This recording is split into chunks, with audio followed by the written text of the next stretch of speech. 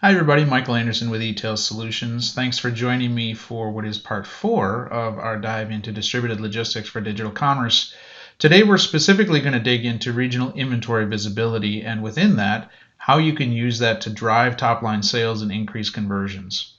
Now, as I mentioned, this is part 4 of a series. We've already discussed the paradigm shift that distributed logistics can bring to digital commerce. We've talked about the 5 primary functions of any digital commerce sales channel and what's required there. And we've talked about really what is the keystone or the cornerstone of the entire foundation that allows distributed logistics to work in digital commerce, and that is master SKU management. So today, as we dig into regional inventory visibility, I want to just review a couple of really important points. The first is that digital commerce really is all about yield management, which is just a fancy way of saying you have assets, you're trying to leverage those at a point in time. And this is the way that you maximize sales based upon where you have product, what the cost is, and so forth, again, at a point in time. It's getting the most out of what you have.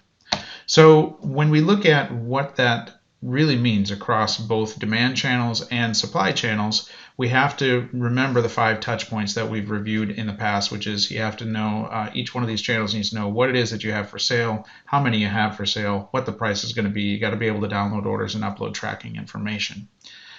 Okay, so as we dig into this, specifically we're going to kind of look at the second point here, which is inventory management and how you're going to leverage regional availability.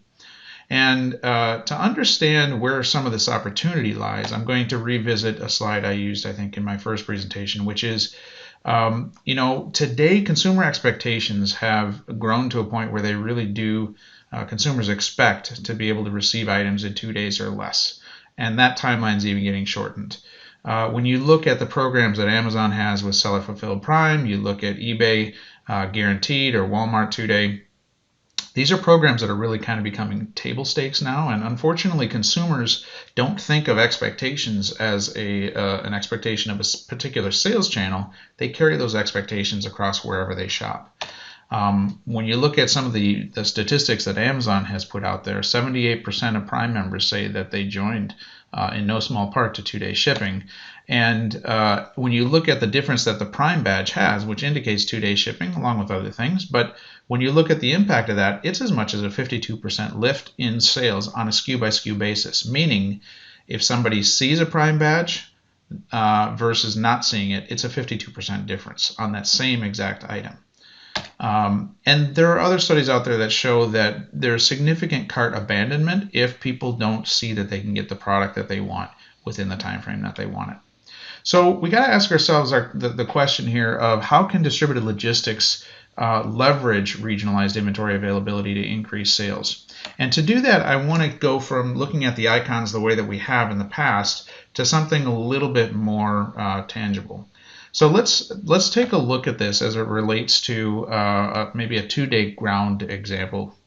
So let's say that your inventory is in a distribution center that you own in Salt Lake. That's going to give you a certain coverage in the southwestern part of the United States, naturally via 2-day ground. In other words, get it there within 2 days without any heroic efforts or wrapping orders in dollar bills and paying for expedited shipping. Okay, now let's look at, let's say maybe you have a 3PL. That's going to give you natural 2-day coverage across the southeast U.S. Pretty simple and straightforward. Now, if you had inventory for that same SKU in both of those locations, that's going to give you both the southwest and the southeast. Makes sense, right? Now, when you're publishing inventory out to these different sales channels, that's effectively what they need to know. I'll use this example here for how Amazon does it. Now, Walmart does it a little bit differently, and so does eBay. And how your website, for example, can leverage this data is going to be probably a little bit different as well. But the key is having the data. So if we were to look at this same map and say, okay, we've got inventory in our DC, when you publish that to Amazon, which is, again, the example I'll use, they're going to look at that and say, okay, well, that's shipping template A. Okay, they need to know which template applies for a particular SKU at a moment in time. If you had inventory in your 3PL location, that's shipping template B. Now, when you add both of them together, that gives you shipping template C. So the more locations you have, the more templates you're going to have, And keep in mind, this is a SKU by SKU basis, right? So as inventory becomes available or unavailable in these different regions of the country, you need the ability to manage these shipping templates, at least on Amazon. And again, they're slightly different on the other sales channels, but the same concept largely applies. So when you look at this, and now you layer on population density, right? This is just a simple map of the United States, kind of showing red as the color to show population density. And you think about, well, okay, I've got a 3PL in the southeast and maybe my DC in the southwest. That's going to give you a certain amount of coverage. But what would happen if everybody within these regions that are covered with ToDate, what would happen if when they're on Amazon, they would see the Prime badge associated with that listing? Or when they're on Walmart, they would see the 2-day guaranteed. Or when they're on eBay, they would see eBay guaranteed. Or maybe on your own website, you come up with some acronym or some sort of an icon that would show that you can offer those same programs on your own website. These programs have shown statistically to have a major impact on conversion rates within a sales channel. It's worth doing and worth figuring out. Now, how you actually leverage this data and get that out to the appropriate sales channels means that you're going to need 4 primary capabilities. The first is what we just covered, which is this concept of you need to be able to see across the network and see where your inventory is at a given point in time and understand what your coverage is from each one of those points of distribution in your network.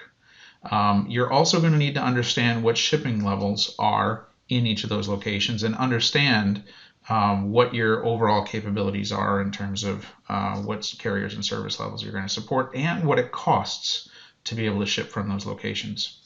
The next component that's going to be required is you're going to need the ability to dynamically adjust how you publish. Success in these programs isn't just about, hey, I can get an order by a certain time in the afternoon and get it out the same day. That's wonderful and that's great, and we will talk about that in distributed order management. But it's actually more important on the front end of this that you're tying your publishing into these programs first and foremost. And so that is actually going to be what we cover in our next episode. We're going to talk about inventory publishing and some of the controls and what's needed there. And then you have to know, based upon where that inventory is, what it's going to cost. And so this is where it becomes critically important that you have the framework to understand what your total delivered cost is going to be so that it can actually dynamically drive your pricing engine. In other words, how you're publishing that price out to these sales channels. Because getting something there in an expedited fashion or whatever may actually require that you have a higher shipping cost, in which case you want to make sure that your pricing is updated as well. And then distributed order management. This is the process of, okay, when that order happens, how do you know where to get that order within the timeline that's required so that the order gets to the end consumer within the timeline required. So these are actually the next 3 episodes, or whatever you want to call these sessions, that we're going to be covering in the coming weeks. And then finally, the thing we will do in week 8 will be that we're actually going to take a look at several different examples of how companies are leveraging this technology in many, many different ways. So I hope today was helpful for you. Again, next time we're going to dig into the publishing controls around these programs to help drive top-line sales. Hope you join me then. Take care.